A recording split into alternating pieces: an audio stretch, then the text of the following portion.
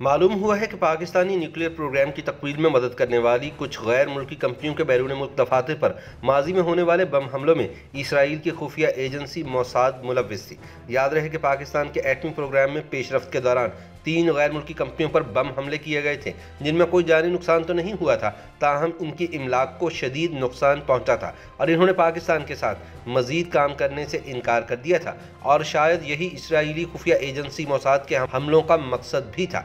ये इंकशाफ एक स्विस अखबार की रिपोर्ट में किया गया है। रिपोर्ट में बताया गया है कि पाकिस्तान को एटम बम बनाने में मदद फराहम करने वाली कंपनियों पर बम हमलों में मुमकिन तौर पर इसराइल की खुफिया एजेंसी मोसाद का हाथ था। रिपोर्ट के मुताबिक सन 1980 के अशरे में पाकिस्तान को एटम बम बनाने में मदद फराहम करने वाली स्विट्जरलैंड और जर्मनी की कंपनियों पर हमले इसराइल ने करवाए। बताया गया है कि इन जर्मन और स्विस कंपनियों पर धमकियों और हमलों का मकसद इन्हें पाकिस्तान के जोहरी प्रोग्राम के लिए फराहम की जाने वाली मदद और ताउन को रोकना था।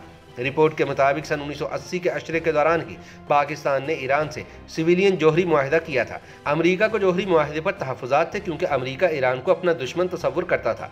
अमेरिका के तब के सदर जिमी कार्टर ने पाकिस्तान की एटमी तंजीबात पर हमला करने की बजाय पाकिस्तान से ताउन करने वाली जर्मन और स्विस कंपनियों को सबक सिखाने का फैसला किया। लिहाजा इस मकसद के लिए इसराइली खुफिया एजेंसी मोसाद की मदद ली गई ताकि अमेरिका का नाम ना आए।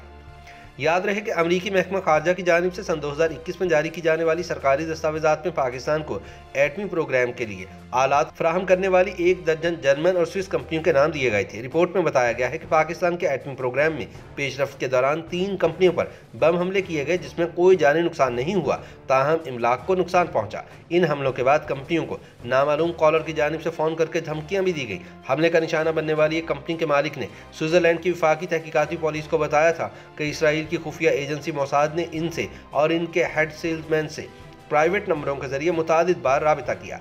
जर्मनी में इसराइली सफारत खाने के एक एहलकार ने भी इन्हें पाकिस्तान के जोहरी प्रोग्राम में ताउन ख़त्म करने के लिए धमकियाँ दी।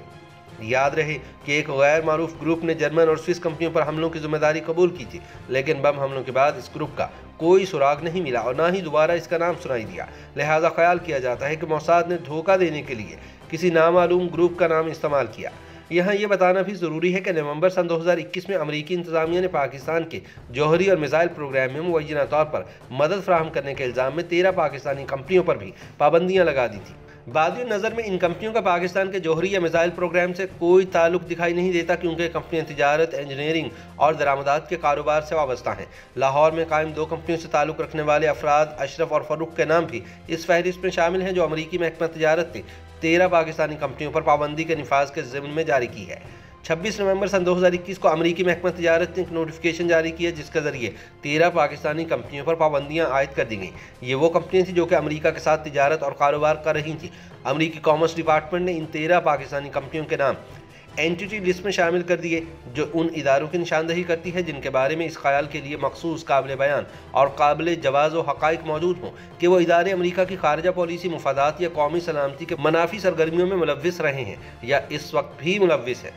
इन 13 पाकिस्तानी कंपनियों की तकसीम इस तरह से की गई है कि ये अमेरिका से हसास टेक्नोलॉजी की दरामद के जरिए पाकिस्तान के जोहरी प्रोग्राम में मदद दे रही हैं और ये अमेरिका से टेक्नोलॉजी की दरामद के जरिए पाकिस्तान के बैलिस्टिक मिसाइलों के प्रोग्राम में मदद फराहम कर रही हैं। अमेरिकी महकमा तिजारत की दस्तावेज के मुताबिक Q&N ट्रेडर्स UHL कंपनी, जीडिंग refrigeration and air conditioning equipment co limited, K soft enterprises, Saljuk traders limited, global tech engineers, आसिड ट्रेड एंड सप्लाईज और जेट मशीनरी प्राइवेट लिमिटेड तमाम ही पाकिस्तान में काम करने वाली कंपनियां हैं जो कि पाकिस्तान की जौहरी सरगर्मियों में हिस्सेदार हैं। ताहम इन कंपनियों ने इस इल्ज़ाम की तरदीद की है।